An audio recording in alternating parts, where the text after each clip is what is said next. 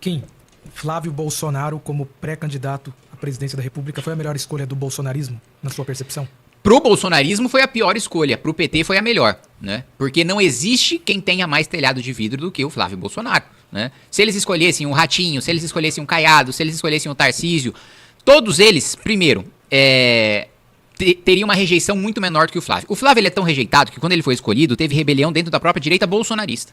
Os próprios bolsonaristas falaram, pô, não é possível que vocês, tanta gente pra escolher, vocês escolheram o Flávio. Né? Se quisessem alguém com sobrenome Bolsonaro, tinha a Michelle, que tem uma rejeição muito, muito menor e que fala muito melhor do que o Flávio. Então, pro campo bolsonarista, foi um péssimo nome e pro PT foi um ótimo nome. E assim, eu digo pra vocês, porque eu tô lá, né, no Congresso. E os deputados bolsonaristas, eles não têm coragem de falar isso publicamente, porque seria suicídio político, mas eles falam pra mim, o Flávio, porra, é um bosta.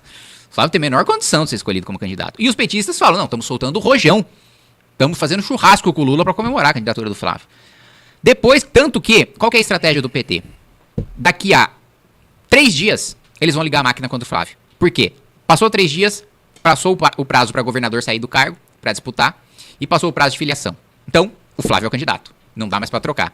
Aí eles ligam a máquina para moer o Flávio. Porque tem muito telhado de vidro. O Flávio participou do rachadão da Assembleia Legislativa do Rio de Janeiro. E é engraçado, era ele e o Ceciliano, deputado do PT. O deputado do PT era o presidente da Assembleia e dividia o rachadão com o Flávio Bolsonaro, né?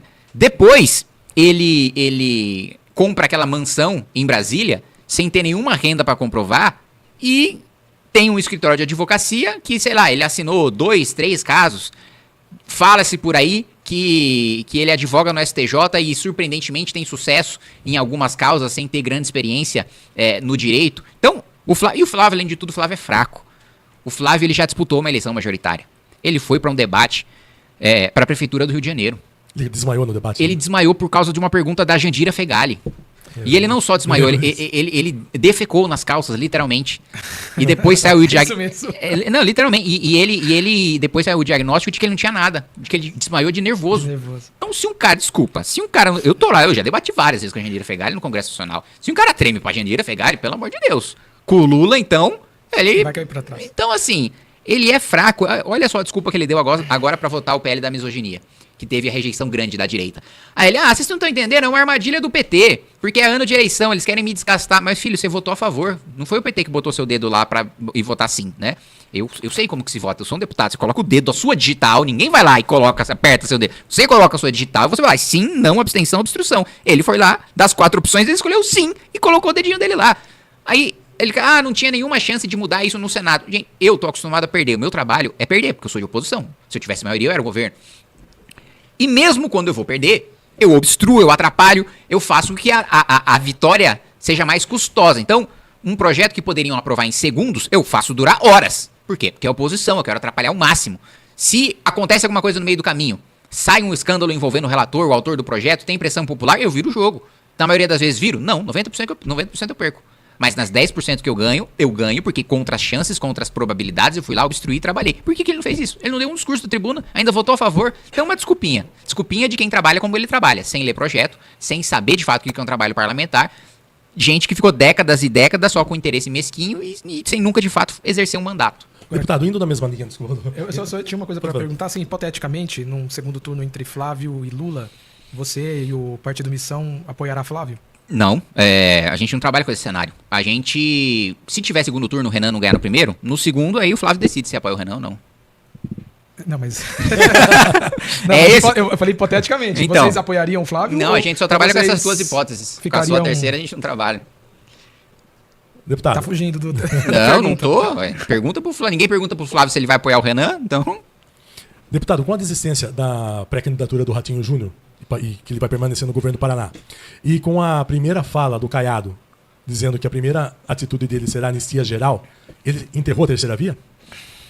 Não, vamos lá. Primeiro, eu nunca acreditei em nenhuma candidatura do PSD, né? O Kassab não disputa eleição majoritária para ganhar, sendo cabeça de chapa. O Kassab compõe com quem é o governo, né? Ponto. O Caiado ter dito isso, para mim é de uma burrice tão grande, porque a principal pauta dele vai ser anistiar o Bolsonaro. Porra, então eu voto no filho dele. Por que eu vou votar no genérico se tem o original ali? Tipo assim, se a estratégia dele não... Até por isso que eu tô falando que ele enterrou a terceira via. Ele se enterrou, né? Porque se a estratégia dele é querer ser um genérico, Desculpa, qualquer candidato que queira disputar o campo da direita precisa mostrar suas diferenças em relação ao Flávio. E não querer ser mais bolsonarista do que o Flávio, que ninguém vai ser. Ele é um Bolsonaro. Então, assim, é de um amadorismo. Tá no nome. E também de uma demonstração que não se quer debater país, né? Se a sua principal pauta é anistiar o Bolsonaro, desculpa, o país tem prioridades muito maiores do que anistiar o Bolsonaro. Um país que está num cenário de guerra, em que, pô, Piracicaba ainda tá um pouco melhor, mas lá na cidade de São Paulo, mano, não dá pra andar na rua, entendeu? Você precisa estar alerta todo o tempo. No parque, porque ainda diziam, não, em bolhas de bairros de elite ainda é seguro. Não é mais seguro em lugar nenhum. O cara morreu no Parque do Povo por causa de um celular. Parque do Povo, Vila Olímpia, lugar rico. Não tem mais ninguém seguro, rico, pobre, em qualquer região da cidade de São Paulo e na maior parte do país. Cidades inteiras tomadas no Ceará pelo Comando Vermelho, né? O que eles chamam de novo cangaço, o domínio completo das cidades. E aí a prioridade do cara é anistiar o Bolsonaro. A educação, nossa educação é um lixo, é uma desgraça. Eu fui presidente da Comissão de Educação. O Brasil não tem nenhuma perspectiva, com a educação atual, o Brasil não tem nenhuma perspectiva de nada. A gente vai viver de esmola de país desenvolvido. País desenvolvido vai dar salto de produtividade, a gente não vai conseguir produzir um chinelo aqui. E aí, a gente vai viver de esmola de país desenvolvido. Que é inclusive o que o Harari colocou no seu antepenúltimo livro, falando que com o avanço da automação e da inteligência artificial, a diferença no nível de produtividade... 21 lições para o século XXI? Não foi esse, esqueci o nome. Homo Deus? Homo Deus, isso. O salto de produtividade vai ser tão grande que quem não deu esse salto não consegue mais. Vai ficar estagnado. O nível de produção vai ser... É como se eu fizesse uma analogia de que, olha, o país desenvolvido vai produzir esse copo a 1 centavo. O Brasil vai produzir a R$2. Acabou. Não tem a menor chance de competir em nada. E por isso, o que ele diz é que vai ter que se criar um sistema de renda mínima que os países desenvolvidos financiando os subdesenvolvidos. Gente, desculpa, eu não quero viver de esmola de Estados Unidos. Né? E aí a prioridade do Caiado com a educação destruída como a gente está é anistiar o Bolsonaro, assim, não dá para levar a sério. Kim, o seu nome consta como um dos membros da Frente Parlamentar Evangélica? Eu lembro que no primeiro mandato sim. Nesse segundo eu não sei. Você concorda com o modus operandi da bancada evangélica ali no Congresso Nacional? Eu vejo ela atuar em poucas pautas, né? Porque eu vejo mais atuação de plenário. Porque nas comissões que eu faço parte, não tem muita pauta que toque o interesse da bancada evangélica, que é finanças e tributação, é uma coisa muito técnica, né?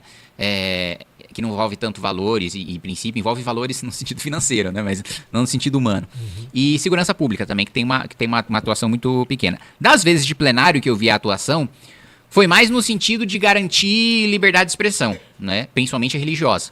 Nesse sentido eu concordo. Nas outras frentes de atuação, eu confesso pra você que eu não faço parte de comissões que eu tenha visto a atuação da bancada evangélica. E por que seu nome está lá? Na primeira legislatura, eu assinei a pedido do Sóstenes, né? Sim. Que é um deputado que tem uma excelente relação, porque ele era do DEM e foi um dos responsáveis por tocar o impeachment. E naquela época eu frequentava a igreja anglicana, né? Ele perguntou pra mim, pô, mas e aí, o que você... Aí eu falei, na igreja anglicana. Ele falou, então é evangélico, pode assinar aqui. Aí eu falei, tá bom. Essa foi uma das dúvidas que eu tive, né? Eu falei, o nome dele consta lá, mas por identificação religiosa. Será que ele é evangélico? Eu frequentava a igreja anglicana. Hoje faz muitos anos que eu não frequento. Sou cristão, mas faz muitos anos que eu não sou religioso, assim, de frequentar sempre a igreja.